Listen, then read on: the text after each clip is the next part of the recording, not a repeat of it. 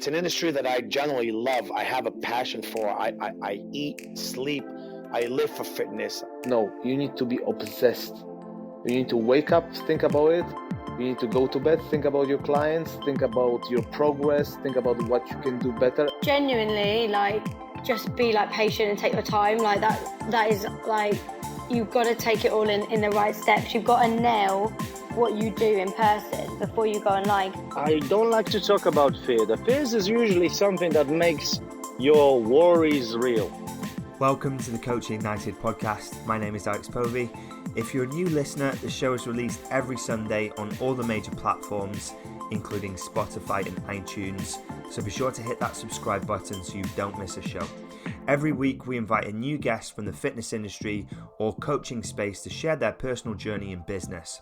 We will deep dive into actionable ideas, strategies, and systems that you can apply in your life and business too. You can also access free weekly content in our private Facebook group by searching Coaching Ignited. And if you're a face-to-face personal trainer with room to take on additional clients, head over to coachingignited.com, where you can apply for our 30-day Client Accelerator program and find out more about our business, sales, and marketing training platform. Now let's get into this week's episode. Enjoy the show. Hey gang, welcome to another episode of the podcast. Today we've got Mounir Lazzouni, and he's an online fitness coach doing some awesome stuff in the fitness space. We're actually in the same mastermind, and I really wanted to get him on the show because he's great when it comes to presenting his products, his services. He's great with social media, and he really knows how to sell coaching, right? And this is a fundamental part of building a business, and he has some great insights. And not only that, we dive into one of the most important topics in this whole game, which is the mindset to execute on these things, the mindset to ask for more, to know what you're worth. And he's been through a lot of different programs and training and worked with some of the top mentors in the industry. So he's got a ton of knowledge and experience to offer. So we're going to cover that all on today's show. All right, so we are live, and I want to welcome you to the podcast. It's great to have you here. Thank you, man. I appreciate it. So for anyone listening, I want to really give them kind of like a quick intro to you and what you do and how you got started in the fitness space and got into coaching. So in less than 5 minutes, let's go from start to finish of how this whole journey began for you. Awesome. So I've been into fitness for the last 10 years. And when I graduated college just about 3 years ago, actually it's exactly 3 years today, or right around. But so I went straight into personal training, had a really great mentor who was my boss at the time. And over the course of 2 years, I became one of the most successful trainers in San Diego, became a manager, mentored a team of 10 trainers. And it got to a point where I realized my income was capped working for somebody else. So I went on to start my own business. And within my first 6 months, I did pretty well with in-person personal training, as a lot of the listeners here may be able to relate to, being entrepreneurs in the in-person training space. However, I realized my income was capped. And there was one time where I was traveling for a period of 2 weeks, right around the beginning of my business. And I really loved it because I hadn't traveled in so long, having worked as a manager, a fitness manager for so long. And as I was traveling, I realized I would love to be able to do this remotely. And that was when I first became open to the idea of online training. Because in the beginning, I would see ads for online training.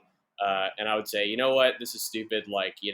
Ultimately, you got to train people in person, make sure that they do the work and that they get their form on point. But I started following the ads of one particular mentor, Lynn Trin, and he was talking a lot about actually transforming your clients by moving them emotionally and mentally. And I started applying that with some of my clients, just helping them shift their identity and overcome limiting beliefs. And I got great results in person.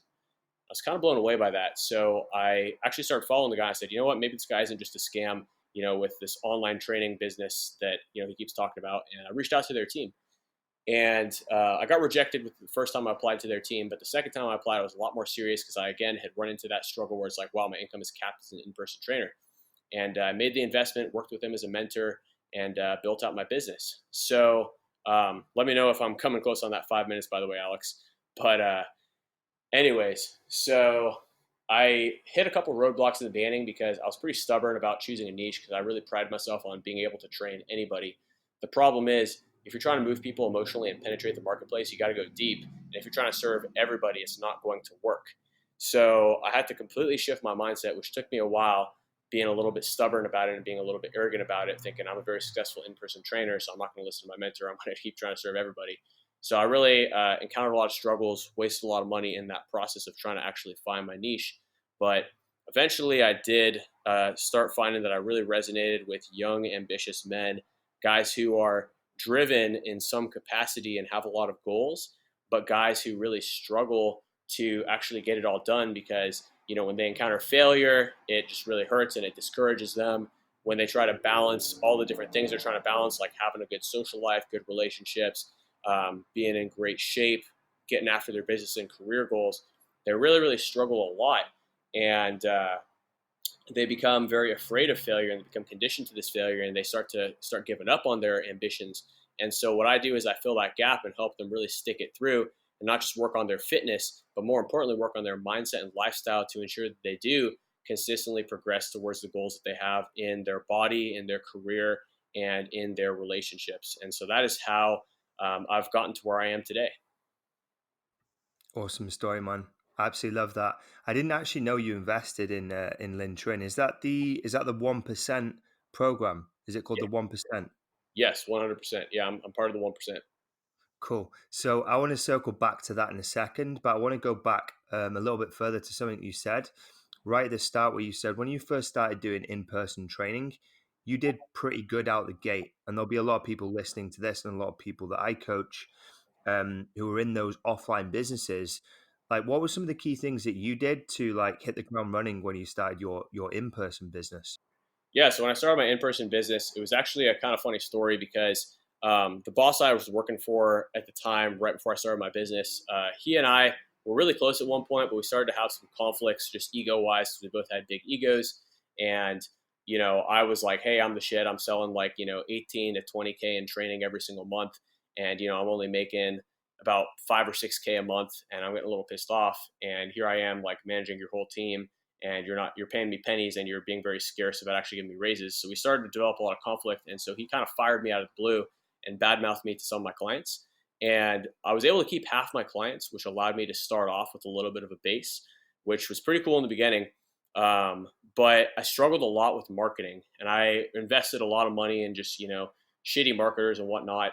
No, I want to say they're shitty because they delivered. It's just, ultimately I didn't get results. Like, they delivered the service, but I didn't get results. So I guess in that sense they're shitty. But so yeah, I wasted a lot of money when I started my first in-person business. But what I found worked incredibly well was word of mouth referrals and joining something. You could call it purpose-based marketing, as I recently encountered a business coach who referred to it as purpose-based marketing, which I kind of accidentally discovered when I was doing my in-person, which was so I've been doing martial arts for 10 years as well. And at my martial arts dojo, there were a lot of older members, martial artists who had a lot of injuries, and I'm a corrective exercise specialist. So one martial arts friend of mine in particular, I've been working with him for a while, helped him fix a lot of his aches and pains. Like, when we first started training 3 years ago, he couldn't even lift his hand over his head. Now he's able to do overhead press with heavy weight, no problem. And just he was a just walking testimonial for me. And then obviously they got to know me in a non-sales context, which kind of lowered their barriers down to where, like, when they actually asked me what I did, I was able to just tell them exactly what I do. Hey, I'm a corrective exercise specialist, which was my niche at the time, and I help guys fix their mobility and get strong and lean, and got a lot of clients that way. So really, it was a lot of the word of mouth. And then as I started to build up those testimonials, my online presence improved. And I would get a couple online leads from just a website that was essentially evergreen, where I opted out of the service that I was paying before to have my website designed and just kept the same website I had. SEO kicked in and testimonials kicked in, and I actually started getting a couple leads. But really, the biggest thing, if you're an in-person trainer, is retention. I mean, if you can get a 90% or more re-sign rate by just constantly delivering value to your clients, and this applies with online as well. If you're really good at retention, then you can just keep building. Now, the one thing again with in-person is it's capped by how many hours you have. So if you can retain 30 to 40 hours worth of clients per week, and you just slowly start upping your prices and screening out a couple people, getting a couple more clients till you're like charging whatever you feel ethical charging. Which for me, once I go above 100 to 120 bucks an hour, I don't really feel good about charging that much per se. But if you can retain X amount of clients for X amount of sessions per week, and you basically choose your income, you can do really, really well. Yeah, makes total sense. In terms of your approach then to the pricing things up, because in person you can do one of two things. You can stick to the traditional model of selling it by the hour, like packs, monthlies, whatever, or you can flip to like a transformational based model where you're selling outcomes, which I imagine at your level right now, you're selling outcomes, you're selling results versus selling time. Right, it's true actually. That's actually something I want to mention too.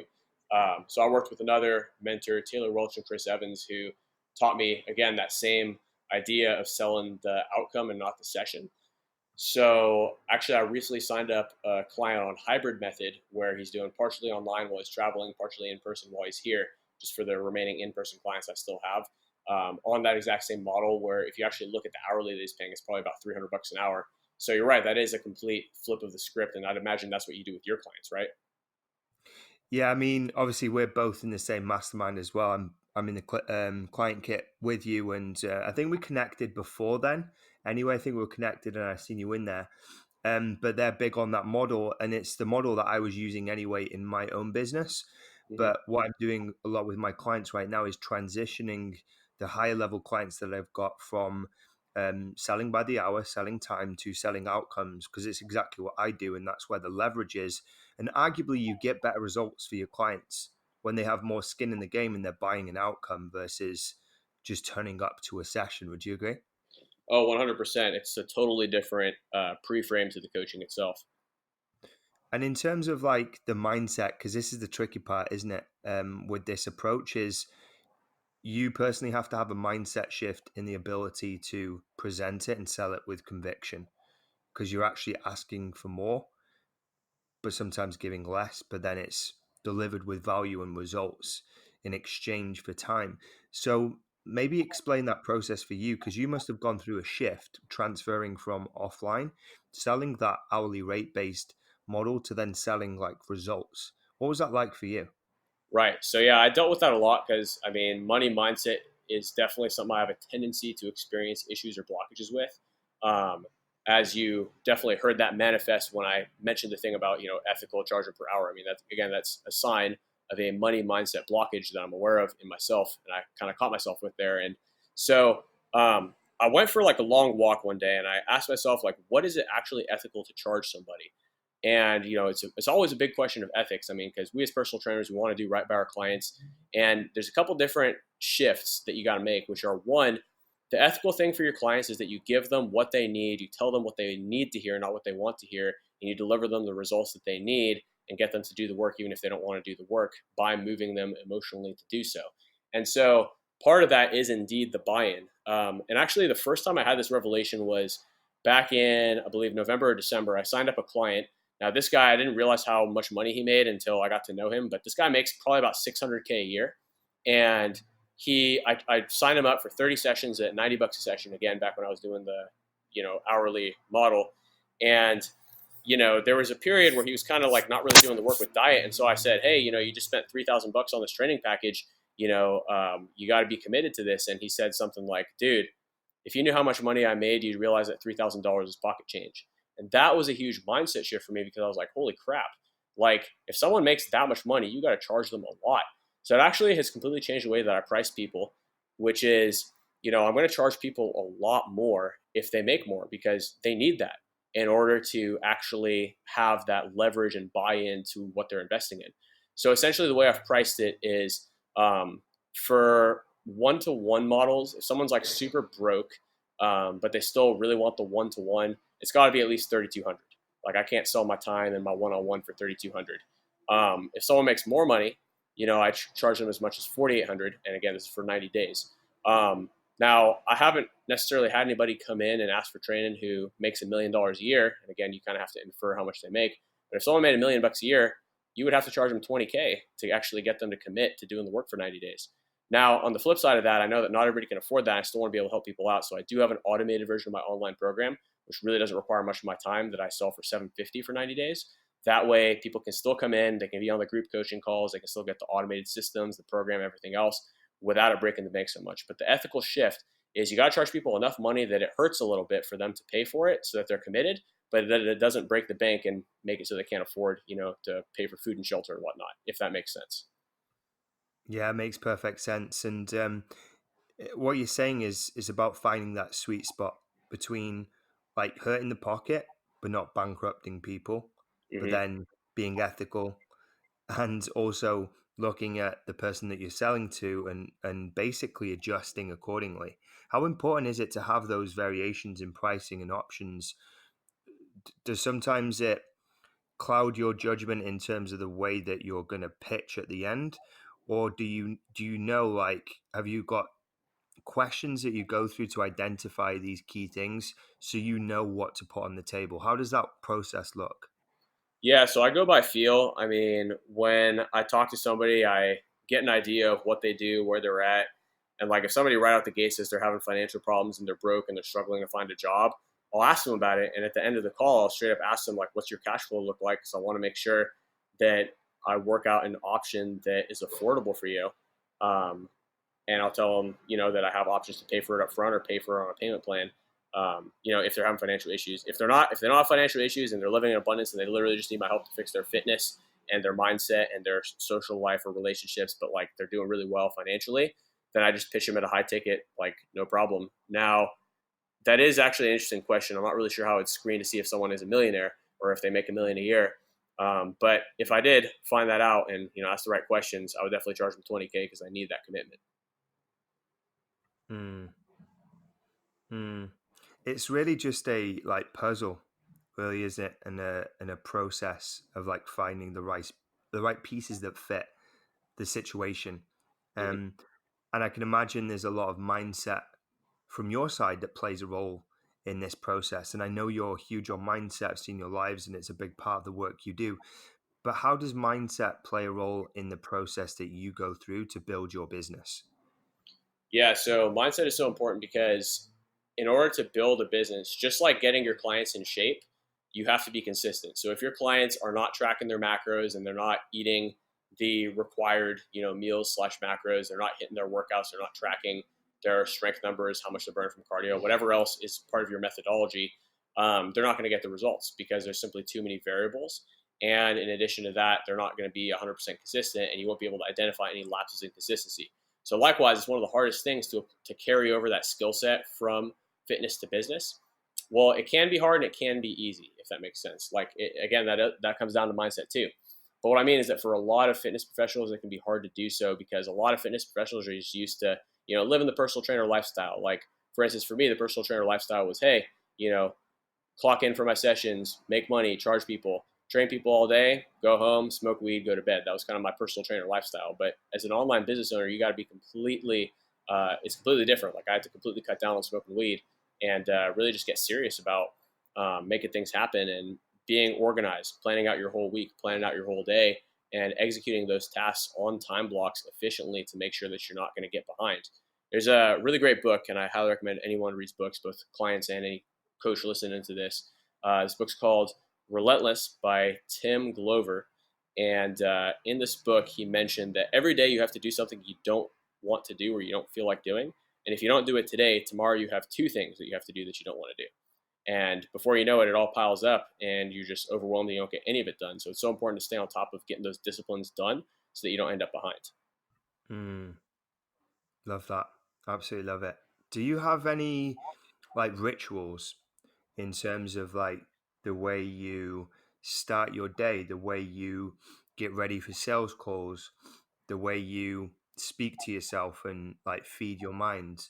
Do you have any processes that you go through that are like minimum standards or daily activities to just keep you at the best Yeah. um, physical and mental state? Yeah, absolutely. There's a lot of different strategies I use. So the most important thing is it doesn't matter which strategy you use, as long as you use a working strategy that works for you, that you enjoy doing, that you can do consistently. Because just like with your clients and getting them to get results, you got to be able to enjoy the process. And so, because that's the only way you're going to stick to it long term. So one morning ritual that I have recently started doing that I really love is a daily vision statement, which is that I write to myself from the perspective of the end of the day, and I say, I feel very accomplished today at 8:30 p.m. today, because today I completed a great workout. I made X amount of sales. I, accomplished X, Y, and Z for every different priority in my life and everything that I have planned for that day. And I really write that vision statement to future pace those emotions that I'm going to experience at the end of the day for getting it all done, so that I can live by those emotions every day instead of feeling overwhelmed, like, holy shit, I got so much shit to do. And, I failed before in the past, and, old stories come up. It helps you get past those old stories and really visualize yourself as that person that you have to be at the end of the week. And at the end of the day, at the end of the week, at the end of the year, I mean, you got to do this future-paced vision statement for really everything. But on a daily level, it's such a powerful way to wake up, because when you wake up and you really future-pace those emotions, by the time you're done writing that, you spring out of bed because you're like, holy crap, I can't wait to get started so I can feel that way at the end of the day. And yeah, I mean, it's very powerful. Another one I really like is clarity walks. If I'm feeling overwhelmed or out of energy, I'll commit to a 5 to 10 minute walk and just really get into that flow state, ask myself what I want, what I need to do to achieve it, and just get that clarity again. It's interesting you say that, because those are two things that I actually do. Oh, nice. To a degree, the walking thing, that's how I start my day. So I will walk and I'll basically just like let the thoughts flow, let them come to me, address them, think about ideas and stuff for the day. Do you know what I mean? Just let it flow with the motion of walking. Right. And then when I get back, I use a similar principle to what Taylor and Chris teach, but I think I originally got it from Sam Ovens, because it's called The Alchemy of Self, and you'll have seen it in Client Kit. It's basically the morning formula, and it's very similar to what you're talking about, which is future pacing and almost imagining yourself in the future, and basically feeding your mind with those thoughts and those feelings and those visions of where you want to be, not where you are right now. Right. Do you do that as well in terms of like a year from now, 2 years from now, 3 years from now, 10 years from now, or is it very much in day tight compartments? I think it's worth doing for really every period of time you can think of. Like, for instance, this weekend I did it. I did a vision statement for my 50th birthday, which is in 25 years, of everything I'm going to be experiencing that day, business-wise, relationship-wise, fitness-wise. It's simply a way of just really gearing myself up this second quarter century of my life to make all these things happen.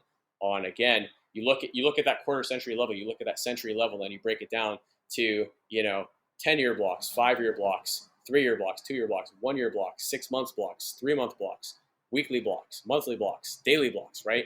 I mean, the more you can do it, the better. Obviously, like, don't spend your entire day like making vision statements. However, like, whenever you find yourself off track, it's always great to create a new vision statement or look at your old vision statements and then innovate a new one off that and continuously evolve your perspective and get perspective, which is going to help you transcend whatever shit you're experiencing in the current moment, whether it's overwhelm, burnout, negative limiting beliefs, negative habits, negative people, and it just helps you to transcend that and truly, I mean, that is really the value of future pacing, Totally.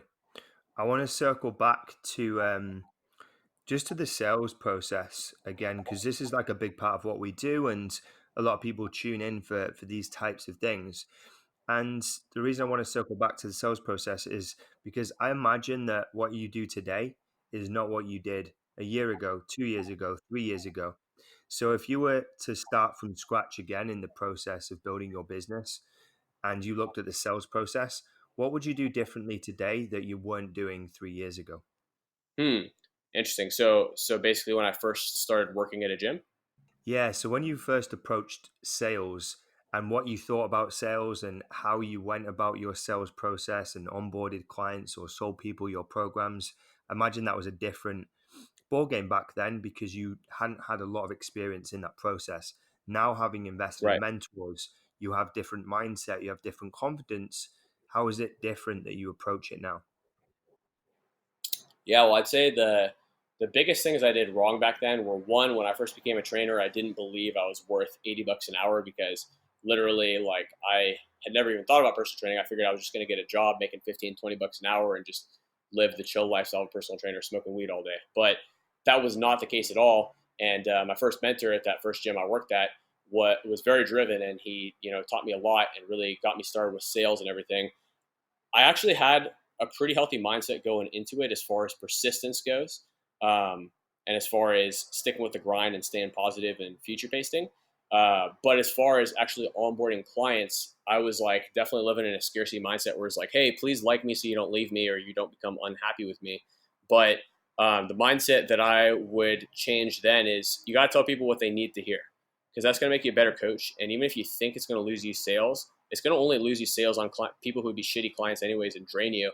But the people who like need that, which is pretty much everybody, and the people who truly value that, the people who are truly ready to transform, those people are going to really value that. And that's going to allow you to sell your services a much higher ticket, because when you become a real coach instead of just your gym buddy or like, you know, your client's gym buddy, you're able to really get people better results, and you're so much more valuable because so many trainers are not like that. I mean, you look at any like winning coach for like, you know, let's think like, you know, NBA finals or like NFL finals, right? Like any, or, you know, I guess you're over in England, so soccer championships, right? Like all the best coaches in the world truly coach their clients or their people, their teams, and they tell them what they need to hear, not what they want to hear. So that would be a big part too. As far as onboarding goes, I would definitely be a lot more about the mindset and nutrition, because again, my mindset when I first became a trainer was, hey, I'm your gym buddy who's going to make this fun for you. Go to the gym so that you like me and you sign up for more sessions, but not really so much transformation oriented. And as far as sales go, always be closing. But remember, as a coach, your job and your role is to close people on the actions necessary and support people on the decisions necessary to get them what they want in their life. So if somebody wants to be in good shape and they are currently experiencing limiting beliefs that they don't like working out, they don't like eating right, they don't like being uncomfortable, it's your job to close that person on the mindset changes and everything else, and to consistently be closing that person on what is best for them by, you know, I mean, it gets a little complicated, but ultimately those are the skills you develop as a coach as you go along. You recognize patterns, you get to know your niche or your people better, you get to know people in general better, and you start to become a lot more intuitive with that, where you can identify people's limiting beliefs and stories and truly coach them through that and give them the clarity on what they truly want, get them, you know, create that vision statement for them. So I think those are some of the big changes I would make, both in sales, in coaching, and in onboarding new clients back then, if I could have known this. Really good advice, man. I really like that. I'm conscious that we're coming up on your time and you need to jump on another call.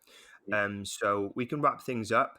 One, I want to say thank you so much for coming on and doing this show. Like, there's been some really good insights there. I just want to finish on two things. Number one, what you think makes a good coach, and then number two, to wrap things up, how can people connect with you and find out more about what you do in the coaching space? So those two things. Yeah, absolutely. Thank you. So first question, what makes a good coach? A good coach cares about his people, his or her people. A good coach cares about their people and is able to close their people, their clients, on making that next step necessary to get what they want at all times, and truly delivers that with a genuine, great attitude and genuine desire for their client's well-being and their client getting what they want. And I think that's the greatest aspect of a coach, is to have that power of persuasion and influence on the people who work with them. And to get in contact with me, you can follow me on Facebook, Mounir Lazzouni. So that's MOUNIR space LAZZOUNI. And you can either add me on Facebook, follow me on Facebook, or you can follow my page, which is my name -Awakened Athlete. And that's the best way to contact me. So I look forward to addressing any questions or helping anybody out who needs to reach out. So thank you, Alex. Thank you so much, Mounir. I really appreciate you coming on, and I'll let you get on your call, and I'll see you inside the mastermind, my friend. Awesome. Sounds good, man. See you soon. Thanks for tuning in to this week's episode. I hope you enjoyed the show. If you did enjoy the show, I would be really grateful if you could leave a short review or post a comment on what you'd like to hear in future episodes. And if you're a face-to-face personal trainer with room to take on additional clients, head over to coachingignited.com, where you can apply for our 30-day Client Accelerator program and find out more about our business, sales, and marketing training platform. See you on the next episode.